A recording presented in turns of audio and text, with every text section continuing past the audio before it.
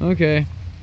Now, I know we haven't discussed at least a adolescent mulberry tree. As you can tell, this one is growing heavily towards the direction the sun's growing. Sun's growing. You know, the sunrise, southeast. Okay. But we go up here. You can tell this mulberry tree. I wanted y'all to see this because a lot of the ones we've been looking at were pretty much looking like shrubs. This one is just now getting mature to the point it's still not even mature yet. It's still in the infancy stage, in its teenage years. So look at all the fruit that's on it. See the birds up there? That's why they're noxious. Oh, the bird's crapping on my car. So we'll go up here and check it out. Investigate, you know how we are. Now, these aren't cultivated like the other place was because it had this one, if you see, this one is on a hill, okay? It's not in a dominant water supply like that other one was. The other one was actually at a runoff where there was water pretty consistently. So this one's just on a hillside, on a slope. There's our, that's what it looks like as far as the branches, bark style goes. What to expect. It looks like it's got some kind of fungus on it already, of course, because of the humidity level. But notice the size of the berries. They're not that big, but they taste pretty good. Unlike the ones at Gerb's, they're huge, but they have no taste. So I just guess it just depends. But as you can tell, I kind of wanted to go more into the that's what the bark looks like as it matures. This is what you should expect in a basic natural, just normal situation.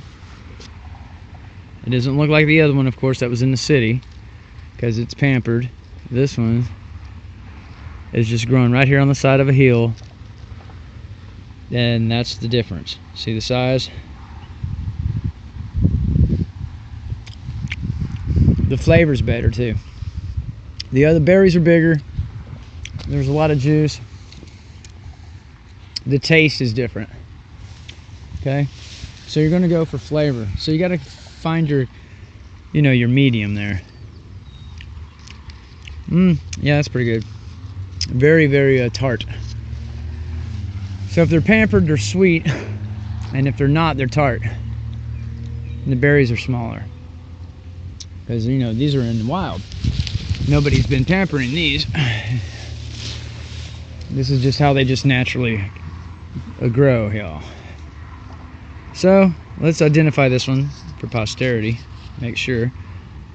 Well, it's got the glossy top, so this is the imported one. I don't see any hair on the branch. Nope. It's got some of that fungus on it though.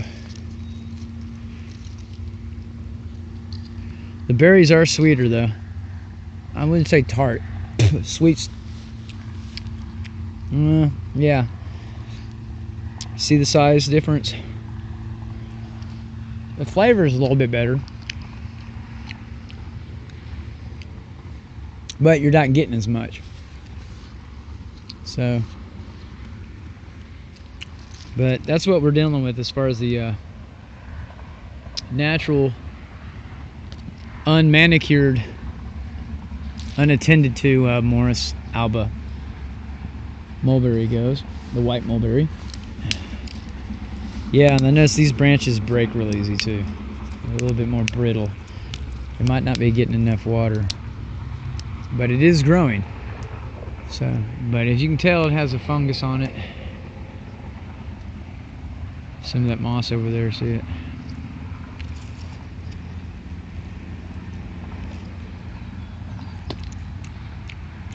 Yeah, just a little bit tartar. Berries aren't as big. But I wanted to show y'all that, just in case y'all didn't know what they look like naturally. So if you're in the wild doing this, remember we have wild crafting, foraging, and gleaning. So when we go to the city, we're pretty much gleaning because they're cultivated, but they're sparsity, you know, they're a noxious plant. When you do find them, they're growing pretty decently. Out in the wild, they're going to be pretty much looking way different. I mean, you can still identify them, but they're not going to be like what we seen the other day.